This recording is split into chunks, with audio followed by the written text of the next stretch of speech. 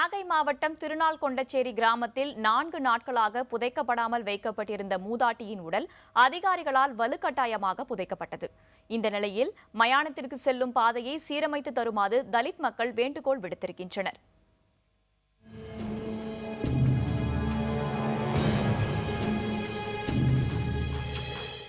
நாகை மாவட்டம் மயிலாடுதுறை அருகே உள்ளது திருநாள்கொண்டச்சேரி கிராமம். தலித் சமூகத்தைச் சேர்ந்த மக்கள் அதிக அளவில் வசிக்கும் இங்கு மயானத்திற்கு செல்ல முறையாக பாதை இல்லை என்பது குற்றச்சாட்டு. இரு சமூகங்கள் வசிக்கும் இந்த கிராமத்தில் மயானத்திற்கு செல்ல மற்றொரு சமூகத்தினர் வழிவிடாததால் உயிரிழந்தவர்களின் உடல்களை எடுத்து செல்வதில் சிரமம் ஏற்பட்டுள்ளதாக மக்கள் கவலை தெரிவிக்கின்றனர். அத்துடன் மழையால் மயானத்திற்கு செல்லும் சாலை சேதமடைந்து பயன்படுத்த முடியாத நிலையில் உள்ளதாக வேதனை தெரிவித்துள்ளனர். இந்நிலையில் மயானத்திற்கு செல்ல வழியில்லாததால் உயிரிழந்த மூதாட்டியின் உடலை வைத்து 4 நாட்களாக போராட்டத்தில் ஈடுபட்டனர். அரசு அதிகாரிகள் பேச்சுவார்த்தை நடத்தியும் உடலை புதைக்க சம்மதிக்காததால் காவல்துறையினரின் கட்டாயத்தினால் மூதாட்டியின் உடல் புதைக்கப்பட்டது. பாடி போலீஸ் எங்களை அச்சுறுத்தி துப்பாக்கி காட்டி நீங்கள் எடுக்கலனாக்கா அவங்க மேலே நடவடிக்கை எடுப்போம் அப்படின்னு சொல்லிட்டு இப்போ ரெவென்யூ என்ன பண்ணிட்டாங்க. ரெவென்யூ அவங்களே கொண்டாந்து வருவாய்த்துறை போலீஸோட பாதுகாப்போட அவங்களே கொண்டு போய் அடக்கம் பண்ணிட்டாங்க. இப்போ இன்றைக்கி அவங்க அடக்கம் பண்ணிட்டாங்க. இப்போ நாளைக்கு இந்தமாரி எங்கள் ஊரில் ஒருத்தவங்க செத்தாக்கா தொடர்ந்து அவங்களே அடக்கம் பண்ணிட்டாங்களா? இப்போ அதுக்கு என்ன தான் தீர்வு?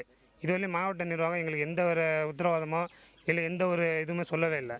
தலித் மக்கள் என்பதால் தங்களுக்கு அடிப்படை வசதிகள் கூட செய்து தரப்படவில்லை என குற்றம் சாட்டும் மக்கள் விரைவில் மயானத்திற்கு தனிப்பாதை அமைக்கப்படவில்லை எனில் குடும்ப அட்டையை ஆட்சியரிடம் ஒப்படைத்து மதம் மாறும் போராட்டத்தில் ஈடுபட போவதாகவும் எச்சரித்துள்ளனர்.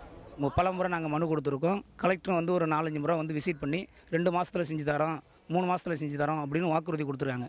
வாக்குறுதினா வாய்மொழியான வாக்குறுதி கிடையாது. எல்லாம் ரிட்டனாக எழுதி ஊர் மக்களுடைய முன்னிலையில் ஆணையரும் ஊராட்சி மன்ற தலைவர் முன்னிலையில் ஒப்புதல் கொடுத்து எழுதியே கொடுத்துருக்காங்க.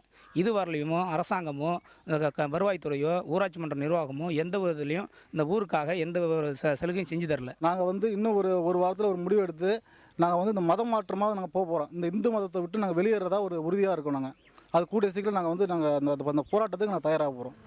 மக்கள் முன்வைக்கும் கோரிக்கை குறித்து மயிலாடுதுறை கோட்டாட்சியரிடம் கேட்டபோது 3 மாதத்திற்குள் மயானத்திற்கு பாதை அமைக்கப்படும் என தெரிவித்தார்.